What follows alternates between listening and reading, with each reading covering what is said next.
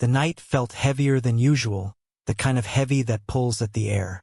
Patricia Harlow, a woman with too much power and not enough empathy, thought she could break into our lives, until she learned just how far someone would go to protect what truly matters. Before I start let me know in the comments where in the world you are watching this from. I read every single one, and I'd love to give you a personal thank you for being here. The key scraped against the lock, a sound that could only mean one thing: an unwanted intrusion. Patricia Harlow stood on the other side, twisting the HOA's master key in the door's lock, unaware that every second of her trespass was being recorded. My wife, Sophie, was asleep inside, her health already fragile. Yet Patricia, with her smug authority, saw only an opportunity to flex power, to assert control over a house she didn't belong in. As the door rattled, my pulse quickened.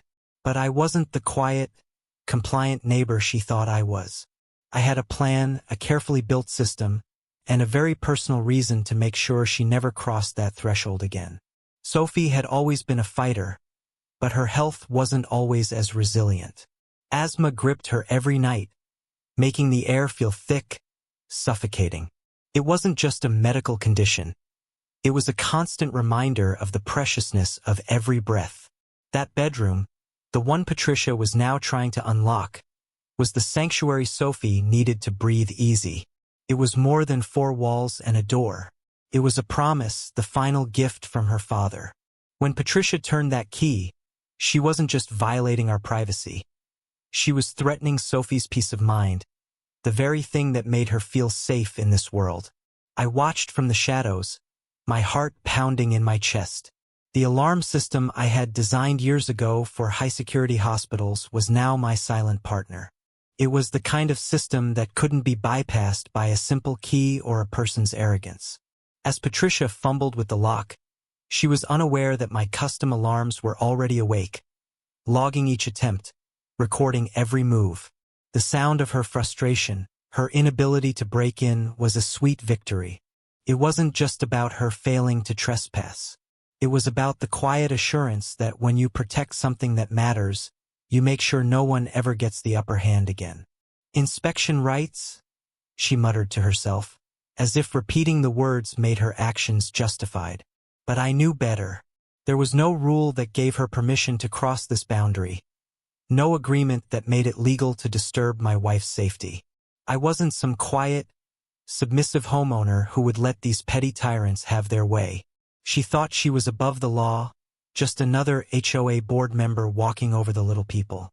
But she hadn't considered one thing: what happens when someone who knows the system better than she does stands up to it? Tonight, Patricia would learn that not all neighbors are as easy to push around. As the door rattled once more, Sophie shifted in her sleep, unaware of the danger lurking just beyond the door. I could feel the tension in my bones, the weight of knowing that Patricia was still out there, still trying to pry open a door she had no right to touch. But this wasn't just about my wife's bedroom or the door she had crafted with her late father's hands. It was about taking back control. The moment Patricia stepped across that threshold, I knew the stakes would rise. She was about to make a mistake she could never undo. The following morning, whispers spread through the neighborhood. It wasn't just me. It wasn't just Sophie. Patricia's power had been slipping for weeks, and now people were starting to see it. I stood near the park, watching small groups of neighbors murmur to each other. They all had a story. Something Patricia had done to them, some small violation or rule she'd enforced with an iron fist. A woman whispered about a fine for planting flowers without approval. A man, his face flushed, muttered about a recycling bin violation. All of them had been pushed into silence. But not anymore. Not with me. Patricia had created an empire of fear, a place where neighbors whispered behind closed doors, too scared to fight back. But as I listened to the stories, something changed inside me. This wasn't just about defending our home anymore. It was about standing up for everyone in the community who had ever been intimidated by her. I couldn't ignore the fear in their eyes, the quiet acceptance of an oppressive system. I had been pushed too far, but now I had a choice. I could either stay silent like the others or take a stand. And this time I was choosing to fight. That night, I sat in front of my computer, scrolling through local legal codes, trying to understand the full weight of what Patricia had done. She wasn't just abusing her power. She was breaking the law. The more I read, the more certain I became. The HOA had no right to enter private homes unless there was a true emergency. What Patricia had done wasn't just an invasion of privacy. It was trespassing. Every minute of her actions had been logged. But I needed more. I needed to build the case. I wasn't just reacting anymore. I was preparing for battle, and this time I wouldn't be alone. I didn't know how long I sat there, but when the clock struck 2 a.m., something inside me shifted. Patricia had made this personal, yes, but it was bigger than that now. This wasn't just about one woman with a master key. It was about every neighbor she'd ever wronged. About the quiet lives she'd disrupted with her tyranny. The oak door, the one she'd tried to break into, was a symbol of something deeper. A legacy. Promise. I wasn't just protecting my wife's health anymore. I was fighting for the integrity of this whole community. And I wasn't about to let Patricia tear it apart. The next day, I met Marcus at a diner, the flickering fluorescent lights above us adding to the tension in the air. He was the HOA secretary, the one who knew everything. And right now, he was my only ally. His eyes darted nervously as he stirred his coffee, the weight of his guilt clear in the way his hands trembled. I leaned forward. "You were there last night, Marcus. You saw what Patricia did. She used the key without permission." He didn't answer right away, but his silence spoke louder than any words could. Marcus wasn't the man he used to be. He was on the edge, and I could see it. Marcus shifted uncomfortably, his fingers gripping the coffee cup as if it might steady him. His eyes finally met mine, filled with reluctant truth. "She said it was procedure, that the board had approved it," he muttered, his voice barely above a whisper. His gaze flickered to the window, like he was hoping Patricia might appear out of nowhere and stop him. But she wasn't there, and neither was the approval she claimed. "There was no vote," he added quietly. "I keep the minutes." I know. The weight of his words hung in the air, and for the first time, I felt like we were standing on the same side. His admission wasn't a confession yet, but it was enough. The guilt had finally broken through. He didn't want to be part of Patricia's game anymore. He was trapped in a role he never chose, his silence the price of his survival. "Patricia misused the key," he said softly, almost apologetically. I leaned back, a quiet resolve building within me. This wasn't just about confronting Patricia anymore. It was about breaking the system she had manipulated for years. The truth was coming to light, piece by piece. And with Marcus' reluctant confession, I now had the final piece to take this battle beyond the neighborhood. The next morning, a letter arrived from the HOA. It wasn't about the roses or the trash bins this time. No, this time Patricia was targeting something more personal, something I wasn't about to ignore. The letter claimed there were safety hazards linked to Sophie's medical equipment, air purifiers she needed to breathe safely at night.